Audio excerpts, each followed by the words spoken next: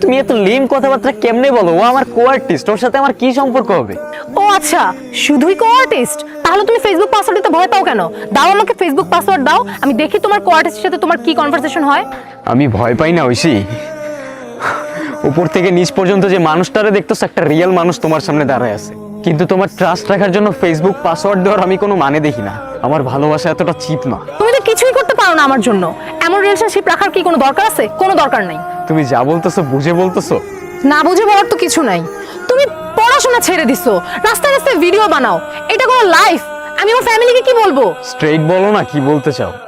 স্ট্রেটই বলতেছি যে আমার জন্য কোনো স্যাক্রিফাইস করতে পারবে না, তার সাথে আমি সারা জীবন থাকতে পারবো না। আর যে তার ফেসবুক পাসওয়ার্ড পর্যন্ত দিতে চায় না, ভয় পায়, এটা তো ক্লিয়ার যে সে আমার সাথে চিট করতেছে। কেন জানি নিজের খুব আনলাকি মনে হইতেছে সবটা দিক থেকে।